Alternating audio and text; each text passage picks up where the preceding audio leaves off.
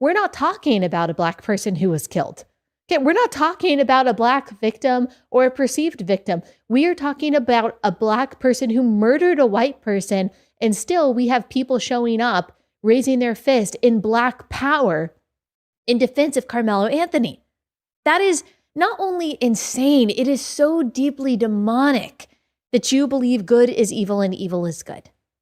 There's a clip that was recorded right before the verdict was decided. Protesters say his name for Karmelo as if he is the victim. Again, this is what you say for Breonna Taylor, if this is what you say for Michael Brown or all of these people who actually died because of a police interaction. Karmelo is the murderer, and here they are honoring him. SOT 3.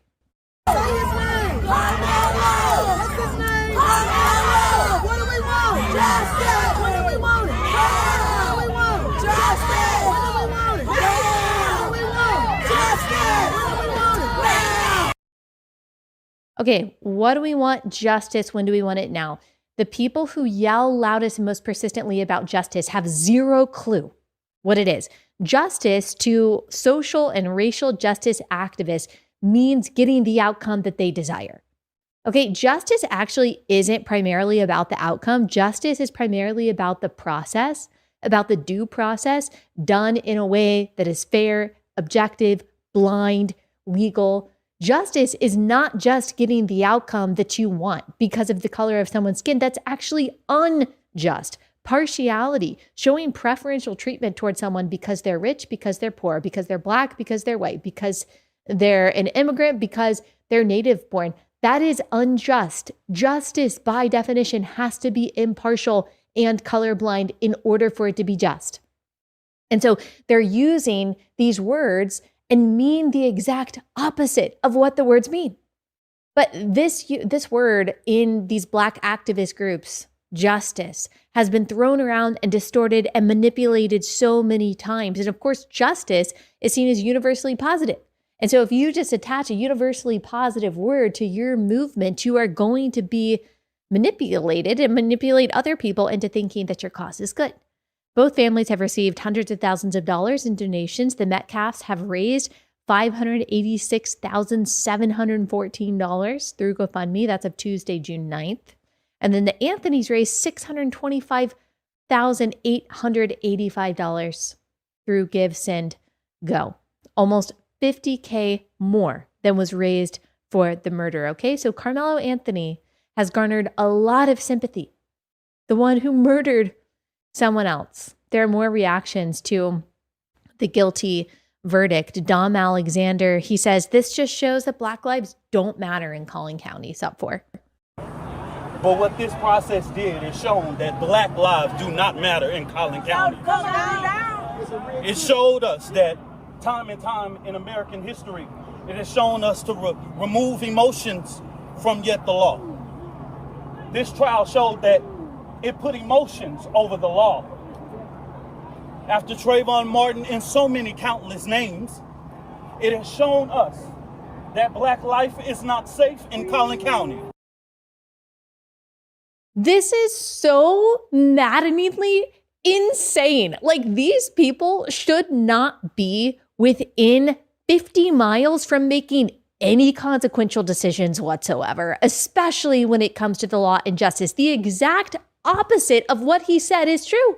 We are talking about a Black perpetrator killing a white guy. I have no idea if it was racially motivated, okay? So I'm not going to do the same thing that the BLM activists do when a white person kills a Black person and just assumes automatically that it's because of race and discrimination. I have no idea if Karmelo Anthony hated white people or if he killed Austin Metcalf because he was white. I have no clue, but I do know that he was a Black person who killed a white person, and suddenly we're talking about Black lives not being safe in Collin County. That is actually insane. And then we have Cardi B, y'all. Cardi B, the rapper, she's speaking up about this verdict. She says, wow, just freaking wow, disgusting. This is not justice. This is trying to make an example. What are you even saying? Not that I expected Cardi B to understand what due process is or to have this solid moral compass, But also, like, if Nicki Minaj can do it, I feel like you could too, Cardi B. Like, I feel like if you just tried and you turned your thinking cap on for a second, you could see that, yeah, murder is bad and you should go to jail for murder. He's not getting the death penalty. He's not getting life in prison. He's going to get out when he's in his mid-30s. He could get married. He could have kids. He could probably get a job. He might even... Well, he might get out in his mid-30s. He could get out later than that. It depends on the parole situation. But he has more of a future than Austin Metcalf has. And yeah, we should make an example out of murderers. That's part of the reason for the justice system. It is preventative in that way. It is saying, hey, if you do this, you will also get this punishment, so don't do it. Like, that's a good thing. We want people who are potential murderers to see the justice system actually working and saying, I'm going to think twice before I kill someone because I'm mad that they threatened to touch my backpack. It's not just rappers like Cardi B. It's not just these random activists. It's also representatives. It's also Congress people. We've got Jasmine Crockett. She represents Houston. She said that it's actually Black women who live in fear and that the Metcalfs have no clue what they're going through. Top 5.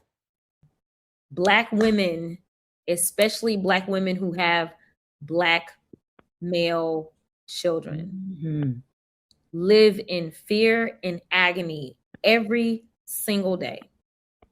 A fear and agony that I promise you, the Metcalfs probably never spent a day living that way. Why? Why do they live in fear and agony? Why do moms of Black boys, Black men live in fear and agony? Has nothing to do with Austin Metcalf, has nothing to do with the police, has nothing to do with white people. If Black mothers fear for their sons' lives, the fear should be toward other Black men. Because statistically, Black men are the ones killing Black men. Every single day, Black boys are killing Black boys in the streets every single day. That has nothing to do with white people. That has nothing to do with the police.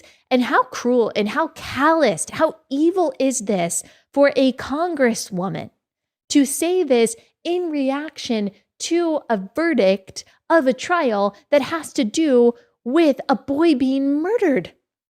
And her words of sympathy are not for the Metcalfs. It's actually to say, you don't really know suffering.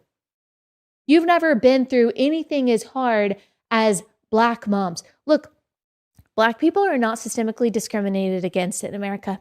They're just not. If anything, there is a system of preferential treatment towards those who are perceived as marginalized in this country. I mean, especially when it comes to things like affirmative action, certainly in progressive cities, when you have these progressive DAs that absolutely show preferential treatment based on racial quotas. So this myth that is being perpetuated, that is used as an excuse to be cruel against people because of the color of their skin, cruel against Austin Metcalf and his family, I just think it's disgusting. And I just have no tolerance for it. I just really, really don't. I haven't had tolerance for it since 2020, but even more so now that we are talking about sympathy for someone who murdered someone else, not the person who died, I can't. I don't have any patience for it anymore. No understanding whatsoever. And I think it's disgusting. It's really important to us that you subscribe to Blaze TV. I'm so thankful for everyone who watches on YouTube and watches on Apple Podcasts. It's really important to me to have a free version of this podcast for everyone to be able to access, but we can put different kind of content behind the paywall. And it's also a way to protect ourselves from censorship. Go to blazetv.com/Allie. You can subscribe, get access to all that content.